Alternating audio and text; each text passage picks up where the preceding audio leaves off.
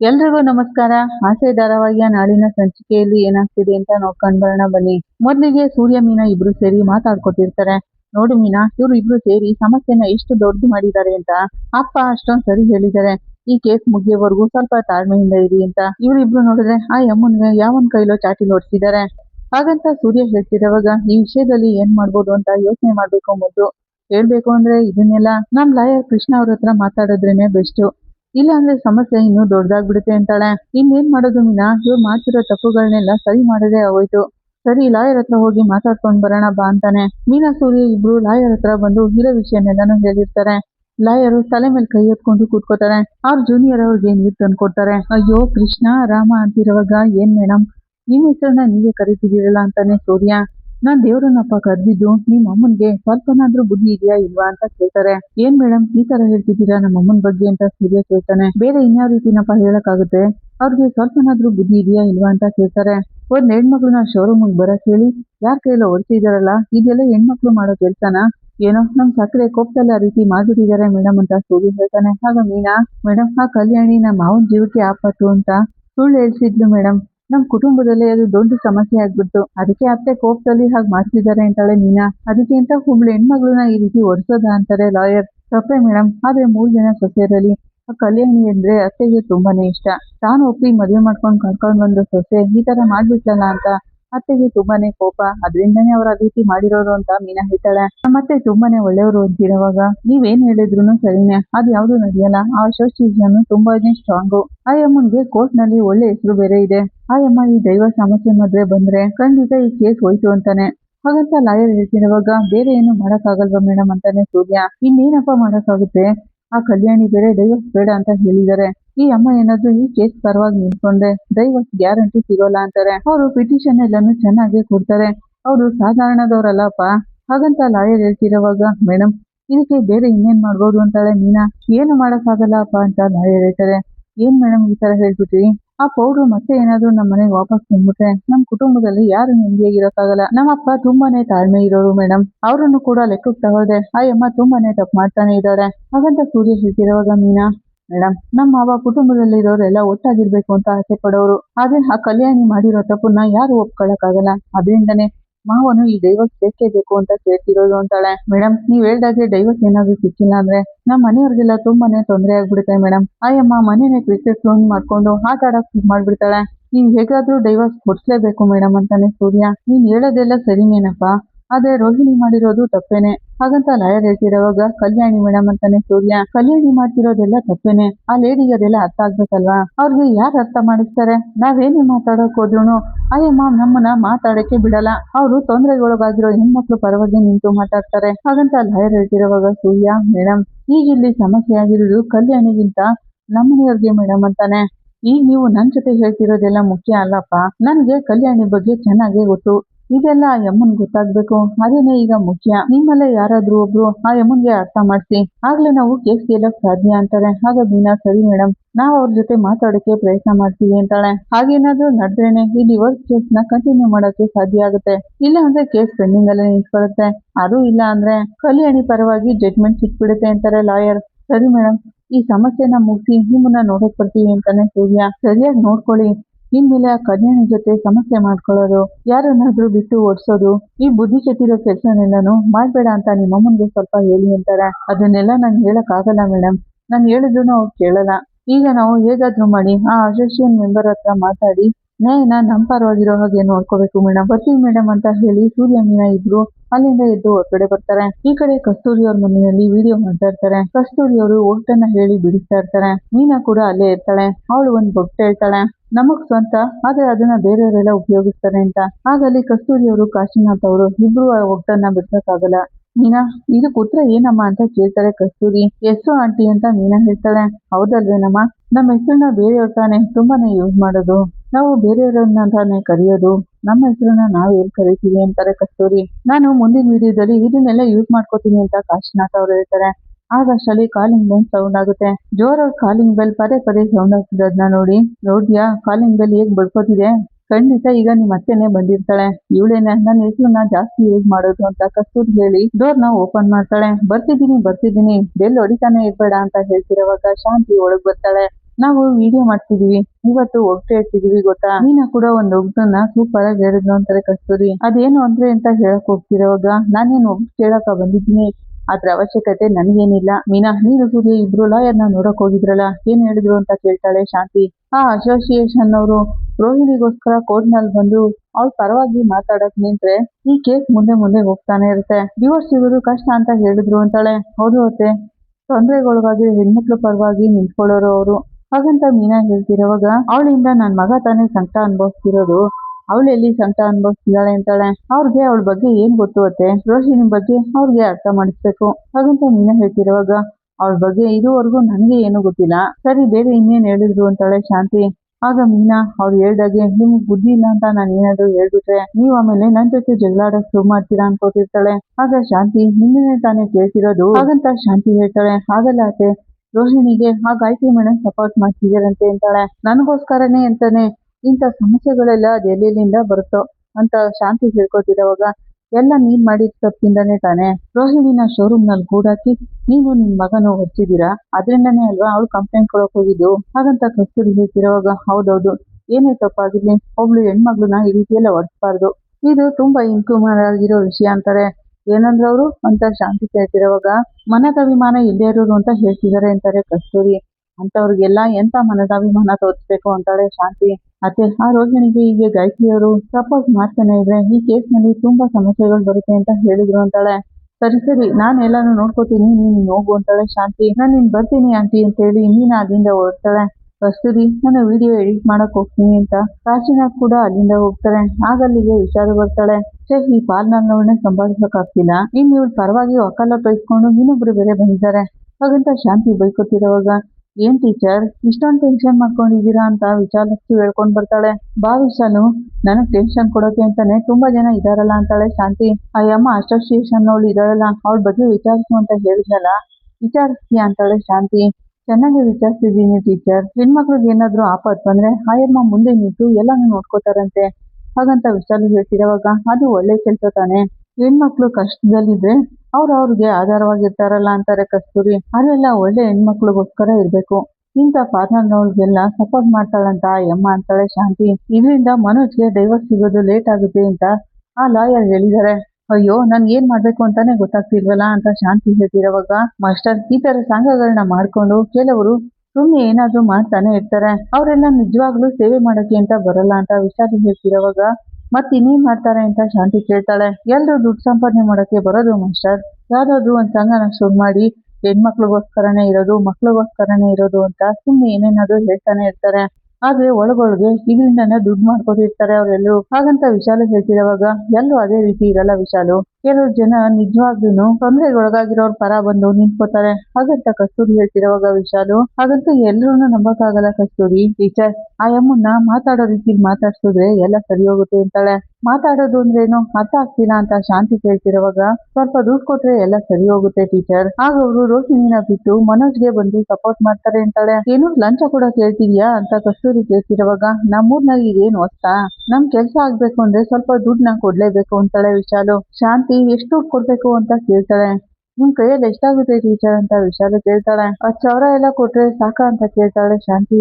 10,000ನ ಕೊಟ್ರೆ ನೀವ್ ಅವ್ರಿಗೆ ಅವಮಾನ ಮಾಡಕ್ಕೆ ಅಂತಾನೆ ಇದನ್ನ ಕೊಡ್ತಿದ್ದೀರಾ ಅಂತ ಅವ್ರು ಅನ್ಕೋತಾರೆ, ಹಾಗಾದ್ರೆ ನಾನು ಎಷ್ಟು ಕೊಡ್ಬೇಕಾಗುತ್ತೆ ಅಂತ ಶಾಂತಿ ಕೇಳ್ತಾಳೆ. ಸ್ವಲ್ಪ ಜಾಸ್ತಿನೇ ಕೊಡ್ಬೇಕಲ್ವಾ, ಕಮ್ಮಿ ಕೊಟ್ರೆ ನಮ್ಗೆ ಅವಮಾನ ಮಾಡಕ್ಕೆ ಕೊಡ್ತಿದ್ದಾರೆ ಅಂತ ಅವ್ರು ಅನ್ಕೋತಾರೆ ಅಂತಾಳೆ.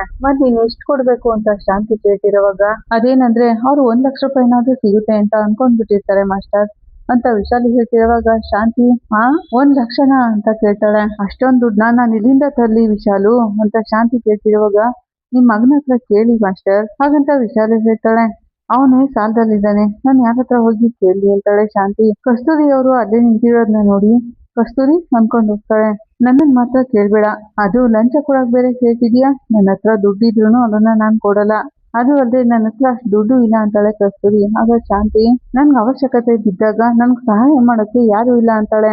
ಆಗ ವಿಶಾಲು, ಏನ್ ಮಾಸ್ಟರ್ ಹೀಗೆ ಹೇಳ್ತಿದ್ದೀರಾ, ನಾನ್ ಇಲ್ವಾ ನಿಮ್ ಜೊತೆಗೆ, ನಿಮ್ಗೋಸ್ಕರ ಎಷ್ಟು ಮಾಡಕ್ಕಾಗಲ್ವಾ ಅಂತಾಳೆ. ನೀನ್ ಹೇಗಾದ್ರೂ ನಿಮ್ಗೆ 1 ಲಕ್ಷ ರೆಡಿ ಮಾಡಿ ತಗೊಂಡ್ ಬಂದ್ ಕೊಡ್ತೀನಿ ಅಂತಾಳೆ.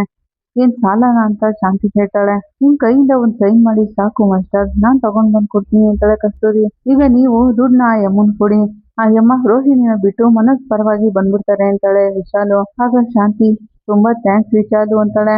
ನನ್ ಏನಕ್ಕೆ ಮಾಸ್ಟರ್ ಥ್ಯಾಂಕ್ಸ್ ಮೇಲೆ ಹೇಳ್ತಿದ್ದೀರಾ ಅಂತಾಳೆ ವಿಶಾಲು. ಆಗ ಕಸ್ತೂರಿಯವರು, ಏ ಶಾಂತಿ, ನೀನ್ ಯಾವತ್ತೂ ನೇರವಾಗಿ ಕೆಲಸನೇ ಮಾಡಲ್ವಾ? ಹೀಗೆ ಲಂಚ ಕೊಟ್ಟು ನೀನು ಕೆಲಸ ಮಾಡಿಸ್ಕೊಳಕ್ ಹೋದ್ರೆ ಅದೇನೆ ನಿಮ್ಗೆ ದೊಡ್ಡ ಆಪತ್ತಾಗಿ ಕಾಡುತ್ತೆ, ನೋಡ್ತಾ ಇರು ಅಂತಾರೆ. ಆಗ ಶಾಂತಿ, ಆ ಪಾರ್ಲರ್ನವಳು ಹೀಗೆ ಸುಳ್ಳು ಹೇಳ್ಕೊಂಡೆ ಮೋಸ ಮಾಡ್ತಾನೆ ತಾನೆ ನನ್ ಮನೆಗೆ ಸೊಸೆಯಾಗಿ ಬಂದಿದ್ದು, ಅದೇ ರೀತಿ ನಾನು ಕೂಡ ಅಡ್ಡಾರಿದೆ ಹೋಗ್ತೀನಿ ಅಂತಾಳೆ. ನನ್ ಮಗನ್ಗೆ ಡೈವರ್ಸ್ ಕೊಡಿಸ್ಲೇಬೇಕು. ಆ ಪಾರ್ಲರ್ನವಳು ನನ್ ಮಗನ್ ಜೀವನದಿಂದ ದೂರ ಹೋಗ್ಬೇಕು. ಅದಕ್ಕೋಸ್ಕರ ನಾನು ಏನ್ ಬೇಕಾದ್ರೂ ಮಾಡ್ತೀನಿ, ಎಂತ ಕೆಲಸ ಬೇಕಾದ್ರೂ ಮಾಡ್ತೀನಿ ಅಂತಾಳೆ ಶಾಂತಿ. ಹೇಳಿದ್ರು ಕೇಳೋಳಲ್ಲ ನೀನು, ನೀವೇನ್ ಬೇಕಾದ್ರೂ ಮಾಡ್ಕೊಳ್ಳಿ, ಆದ್ರೆ ನೀವಿಬ್ರು ಇನ್ಮೇಲೆ ನನ್ ಮನೇಲಿ ಕುತ್ಕೊಂಡು ಈ ತರ ಮಾತುಗಳನ್ನೆಲ್ಲ ಆಡ್ಬೇಡಿ. ಇಲ್ಲಿ ನೋಡು, ನಮ್ಮ ಮನೆಯಲ್ಲಿ ಯಾವಾಗ್ಲೂ ಪಾಸಿಟಿವ್ ಎನರ್ಜಿ ಅನ್ನೋದು ಇರುತ್ತೆ. ಆದ್ರೆ ನೀವೀಗ ಮಾತಾಡ್ತಿರೋದ್ ನೋಡಿದ್ರೆ ಈ ಮನೆ ಸ್ವಲ್ಪ ನೆಗೆಟಿವ್ ಎನರ್ಜಿನ ತಗೊಳ್ತಾನೆ ಇದೆ ಹಾಗಂತ ಕಸ್ತೂರಿ ಹೇಳ್ತಿರುವಾಗ, ಹಾಗಾದ್ರೆ ಈ ಮನೆಗ್ ನಾವು ಬರ್ಲೇಬಾರ್ದ ಅಂತಾಳೆ ಶಾಂತಿ. ಬರ್ಬೇಡ ಅಂತ ನಾನೇ ಹೇಳ್ದೆ ಶಾಂತಿ, ಹೀಗೆ ತಪ್ಪಾಗಿರೋ ವಿಷಯಗಳನ್ನೆಲ್ಲಾನು ಇಲ್ಲಿ ಮಾತಾಡ್ಬಿಡಿ ಅಂತ ಹೇಳ್ತಿದ್ದೀನಿ ಅಂತಾರೆ ಕಸ್ತೂರಿ. ಸರಿ ನಮ್ಮ ತಾಯಿ, ಇನ್ಮೇಲೆ ನಾನು ಇಲ್ಲಿ ಬಂದು ಯಾವ್ದನ್ನು ಮಾತಾಡಲ್ಲ, ಸಾಕಾ?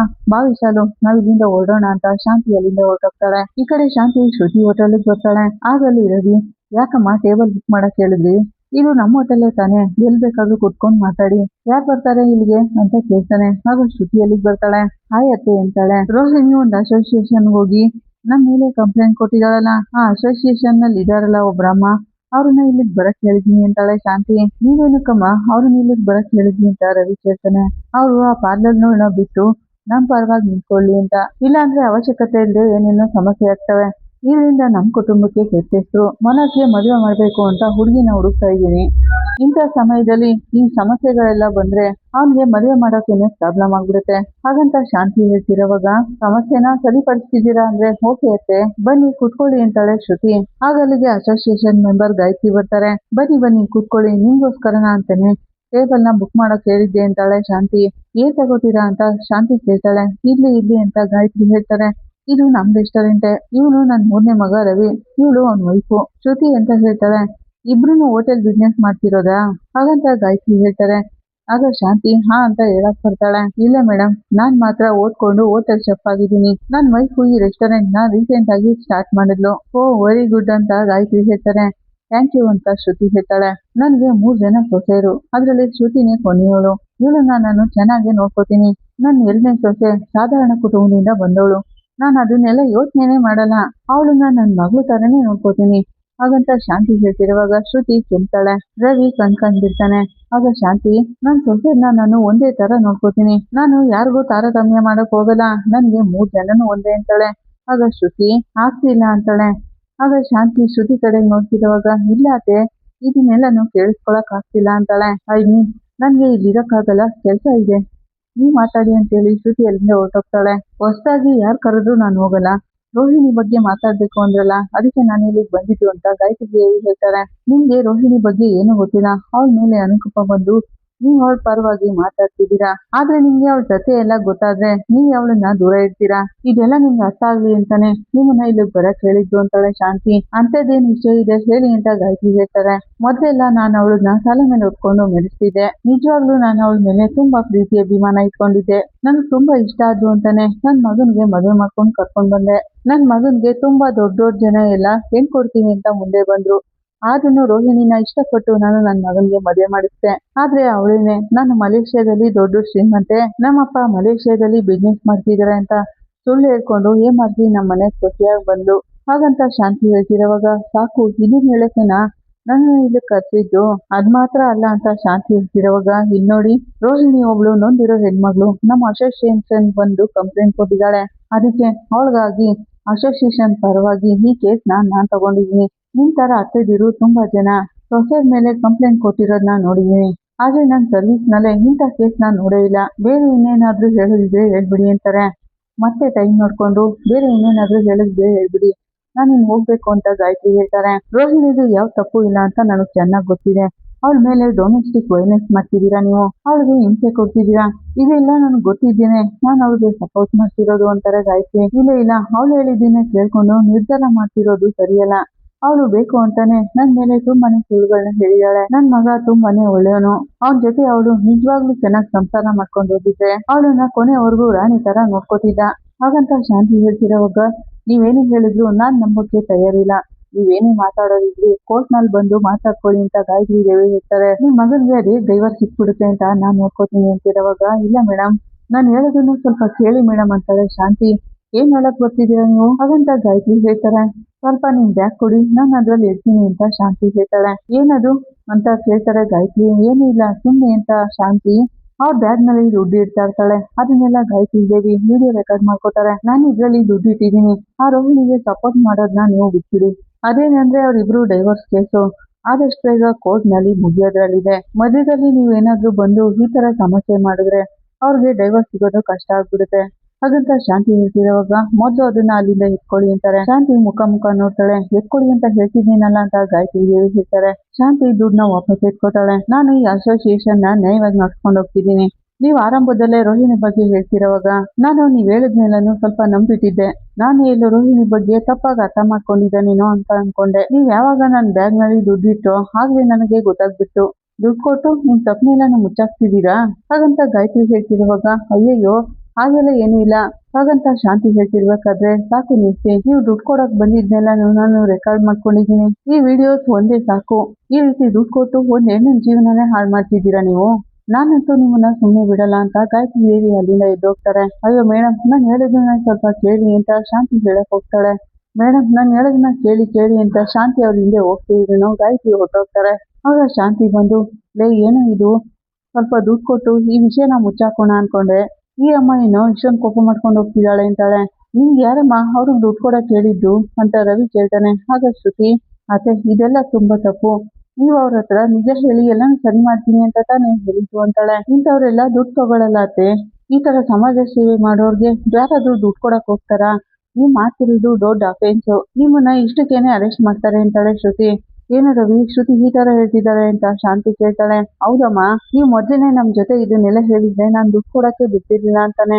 ಆಗಲ್ಲ ಕಣೋ, ಮನೋಜ್ಗೆ ಒಂದ್ ಹೊಸ ಜೀವನ ಕಟ್ಕೊಡ್ಬೇಕು ಅಂತ ಹೀಗೆಲ್ಲ ಮಾಡಕ್ ಹೋದೆ. ಅವನೊಬ್ನೇ ನೋಡು ಎಷ್ಟು ಕಷ್ಟ ಪಡ್ತಿದ್ದಾನೆ, ಅದಕ್ಕೆ ದುಡ್ಡು ಕೊಟ್ಟು ಸರಿ ಮಾಡೋಣ ಅಂತ ಪ್ರಯತ್ನ ಮಾಡಿದೆ ಅಂತಾಳೆ ಶಾಂತಿ. ಆದ್ರೆ ಇವ್ರು ಈ ರೀತಿ ಕೋಪ ಮಾಡ್ಕೊಂಡು ಹೋಗ್ತಾರೆ ಅಂತ ನಾನು ಅನ್ಕೊಂಡೇ ಇರ್ಲಿಲ್ವೋ. ದುಡ್ಡು ಕೊಟ್ಟು ಇವ್ರನ್ನ ನಮ್ ಪರವಾಗಿ ಮಾಡ್ಕೊಳ್ಳೋಣ ಅಂತ ಅನ್ಕೊಂಡೆ ಅಂತಾಳೆ. ಅತ್ತೆ ದುಡ್ಡು ಕೊಟ್ರೆ ಯಾರು ನಮ್ ಪರವಾಗಿ ಬರಲ್ಲ ಅತ್ತೆ, ಇನ್ಮೇಲೆ ಇದರಿಂದ ಏನೇನ್ ಪ್ರಾಬ್ಲಮ್ ಆಗುತ್ತೋ ಏನೋ ನನ್ಗಂತೂ ಗೊತ್ತಿಲ್ಲ ಅಂತಾಳೆ ಶ್ರುತಿ. ಮನೆಗ್ ಬಂದು ವಿಷಯನೆಲ್ಲ ಹೇಳಿರ್ತಾಳೆ. ಹಾಗಲ್ಲಿ ರಂಗನಾಥ್ ಅವರು, ಈಗ ನೀನು ತಲೆ ಮೇಲೆ ಕೈ ಹೊತ್ಕೊಂಡು ಕೂತ್ಕೊಂಡ್ರೆ ಏನ್ ಪ್ರಯೋಜನ, ನಿನ್ಗೆ ಎಷ್ಟು ಹೇಳಿದ್ರು ಕೇಳಲ್ಲ ಅಲ್ಲ, ಇಂಥ ವಿಷಯಗಳಲ್ಲಿ ಸ್ವಲ್ಪ ತಾಳ್ಮೆಯಿಂದ ಇರು, ಅವಸರ ಮಾಡ್ಕೊಳ್ಬೇಡ ಅಂತ ಎಷ್ಟ್ ಸರಿ ಹೇಳಿಲ್ಲ ನಾನು. ಏನಕ್ಕೆ ಆ ಅಮ್ಮನ್ಗೆ ದುಡ್ಡು ಕೊಡಕ್ ಹೋಗಿದೆ ಅಂತಾರೆ. ಅಪ್ಪ ಅದಕ್ಕೆ ಹೆಸರು ದುಡ್ಡು ಕೊಡೋದಲ್ಲ ಅಪ್ಪ, ಲಂಚ ಕೊಡೋದು ಅಂತಾನೆ ಸೂರ್ಯ. ಸಕ್ರೆ ಅದನ್ನೆಲ್ಲ ಇಂಡೈರೆಕ್ಟ್ ಆಗಿ ಕೊಡಕ್ ಹೋಗಿದ್ರಪ್ಪ ಅಂತಾನೆ. ಆಗ ಶಾಂತಿ ಹೇ ರವಿ ನೀನ್ ಯಾಕೋ ಇದನ್ನೆಲ್ಲ ಮನೇಲಿ ಬಂದು ಹೇಳಿದೆ ಅಂತಾಳೆ. ನೀವ್ ಮಾಡಿದ್ದೇನೆ ಅಲ್ವೇನಮ್ಮ ಹೇಳಿದ್ದು ಅಂತಾನೆ ರವಿ. ಅಲ್ಲೇನ್ ನೋಡ್ತೀಯಾ, ನಾನ್ ಹೇಳಿದ್ದನ್ನ ಕೇಳು, ಸ್ವಲ್ಪನಾದ್ರೂ ನಿನ್ ತಲೆಯಲ್ಲಿ ಬುದ್ಧಿ ಇದ್ರೆ ಈ ತರ ಎಲ್ಲ ಮಾಡ್ತಿದ್ಯಾ ಅಂತ ಕೇಳ್ತಾರೆ ರಂಗನಾಥ್ ಅವರು. ಅಮ್ಮ ದುಡ್ಡು ಕೊಡಕ್ ಹೋಗಿದ್ದಾರೆ ಅಂತ ಅವ್ರು ಇನ್ನೂ ಕೋಪ ಮಾಡ್ಕೊಂಡಿದ್ದಾರಪ್ಪ, ನಾವೇನ್ ಹೇಳಿದ್ರು ಕೇಳಲ್ಲ ಅವರು ಅಂತಾನೆ ರವಿ. ಅಪ್ಪ ನಾವು ಲಾಯರ್ ಹತ್ರ ಮಾತಾಡಕ್ ಹೋಗಿದ್ವಿ, ಅವರು ಅಸೋಸಿಯೇಷನ್ ಮೆಂಬರ್ ಹತ್ರ ಹೇಗಾದ್ರೂ ಮಾತಾಡಿ ಸಮಸ್ಯೆನ ಸರಿಪಡಿಸಿ ಅಂತ ಹೇಳಿದ್ರು. ಹಾಗಂತ ಸುಳ್ಳು ಹೇಳ್ತಿರೋವಾಗ ಅವ್ರೇನಾದ್ರೂ ರೋಹಿಣಿಗೆ ಸಪೋರ್ಟ್ ಮಾಡಿದ್ರೆ ಈ ಡಿವೋರ್ಸ್ ಕೇಸ್ ಮುಗಿಯೋದೇ ಇಲ್ಲ ಅಂತ ಅವ್ರು ಹೇಳಿದ್ರು ಮಾವ ಅಂತಾಳೆ ಮೀನಾ. ಅಪ್ಪ ಸಕ್ರೆ ಹೀಗೆಲ್ಲ ಮಾಡ್ಕೊಂಡ್ ಬಂದಿದಾರಲ್ಲ ಅವ್ರು ಏನ್ ಅನ್ಕೊಳಲ್ಲ, ಆ ಪಾರ್ಲರ್ ಅಮ್ಮ ಹೇಳಿದ್ದೆಲ್ಲ ಸತ್ಯ, ಇವ್ರು ಮಾಡ್ತಿರೋದೆಲ್ಲ ಸರಿ ಇಲ್ಲ, ಇವ್ರು ಮಾಡಿರೋ ತಪ್ಪುಗಳನ್ನೆಲ್ಲ ದುಡ್ಡು ಕೊಟ್ಟು ಮುಚ್ಚಾಕೋಕ್ ಬಂದಿದ್ದಾರೆ ಅಂತ ಅನ್ಕೊಳ್ಳಲ್ವೇನಪ್ಪ, ಇದ್ರಲ್ಲಿ ಇವ್ರ ತಪ್ಪೆ ಜಾಸ್ತಿ ಇದೆ ಅಂತ ನಿರ್ಧಾರ ಮಾಡ್ಕೋತಾರೆ. ಹಾಗಂತ ಸೂರ್ಯ ಹೇಳ್ತಿರೋವಾಗ ಇದಕ್ಕೆ ನಾನು ಹೇಳಿದ್ದು ಸ್ವಲ್ಪ ತಾಳ್ಮೆಯಿಂದಿರು ಅಂತ. ಒಂದ್ಸರಿನಾದ್ರೂ ನಾನು ಹೇಳೋದನ್ನ ಕೇಳ್ಬೇಕು ಅಂತ ನಿಂಗೆ ಅನ್ಸೋದೇ ಇಲ್ವಾ ಅಂತಾರೆ. ಏನೋ ಇಂಥ ಕೆಲ್ಸಕ್ಕೆಲ್ಲ ನೀನು ಸಕ್ರೆ ಜೊತೆ ತಾನೇ ಹೋಗೋದು, ಈ ಸರಿ ಯಾಕೆ ಹೋಗ್ಲಿಲ್ಲ ಅಂತ ಸೂರ್ಯ ಕೇಳ್ತಾನೆ. ನೀನ್ ಬರೋದೇನು ಬೇಡ, ನಾನೇ ನೋಡ್ಕೋತೀನಿ ಅಂತ ಅಮ್ಮ ಹೇಳಿದ್ರು ಅಂತಾನೆ. ಹಾಗಾದ್ರೆ ನಿನ್ಗೆ ಮೊದ್ಲೇನೆ ಅಮ್ಮ ದುಡ್ಡು ಕೊಡಕ್ ಹೋಗ್ತಿದ್ದಾರೆ ಅಂತ ಗೊತ್ತಿತ್ತಲ್ವಾ, ಬೇಡ ಅಂತ ಹೇಳ್ಬೇಕಿತ್ತು ಅಂತಾನೆ ರವಿ. ಅಮ್ಮ ಮಾತಾಡಕ್ ಹೋಗ್ತೀನಿ ಅಂತ ಕಣೋ ಹೇಳಿದ್ದು, ದುಡ್ಡು ಕೊಡಕ್ ಹೋಗ್ತಾರೆ ಅಂತ ನನ್ಗೇನ್ ಗೊತ್ತು ಅಂತಾನೆ ಮನೋಜ. ಒಳ್ಳೆ ಕೆಲ್ಸನಪ್ಪ, ಸಕ್ರೆ ಒಬ್ರೇ ಹೋಗಿದ್ದಾರೆ, ಇವ್ನು ಏನಾದ್ರೂ ಜೊತೆ ಕರ್ಕೊಂಡು ಹೋಗಿದ್ರೆ ಆಯಮ್ಮ ತಕ್ಷಣ ಪೊಲೀಸ್ನವ್ರಿಗೆ ಇಟ್ಕೊಟ್ಟಿರೋರು ಇಬ್ರುನುವೆ, ಏನೋ ಸಕ್ರೆ ಒಬ್ರಿದ್ದಾರೆ ಅಂತ ಅವ್ರು ಎದುರಿಸಿ ಕಳ್ಸಿದ್ದಾರೆ ಅಷ್ಟೇ ಅಂತಾನೆ. ನಾನು ಮನೋಜ್ ಸಮಸ್ಯೆ ಸರಿ ಹೋಗ್ಲಿ ಅಂತ ಹೀಗೆಲ್ಲ ಮಾಡಕ್ ಹೋದೆ. ಹಾಗಂತ ಶಾಂತಿ ಹೇಳ್ತಿರೋವಾಗ ಸೂರ್ಯ ಸಕ್ರೆ ಇದನ್ನೆಲ್ಲ ನ್ಯಾಯವಾಗಿ ಮಾಡ್ಕೊಂಡ್ ಬರ್ಬೇಕು, ನೀವು ಲಂಚ ಕೊಡಕ್ ಹೋಗಿದ್ದೆಲ್ಲ ತಪ್ಪು ತಾನೇ ಅಂತಾನೆ. ಅದನ್ನ ನೀನ್ ಹೇಳ್ತಿದ್ಯಾ, ನೀನ್ ಮಾಡಿರೋ ತಪ್ಪನ ನಾನ್ ಮಾಡ್ತಿದೀನಿ ಅಂತಾಳೆ ಶಾಂತಿ. ಆಗ ಮೀನಾ ಅತ್ತೆ ಅವರು ನ್ಯಾಯದ ಪರವಾಗಿ ನಿಂತು ಹೋರಾಡೋದು, ಈ ತರ ತಪ್ಪಾದ ಕೆಲ್ಸಗಳಿಗೆಲ್ಲ ಹೋಗೋದೇ ಇಲ್ಲ ಅಂತಾಳೆ.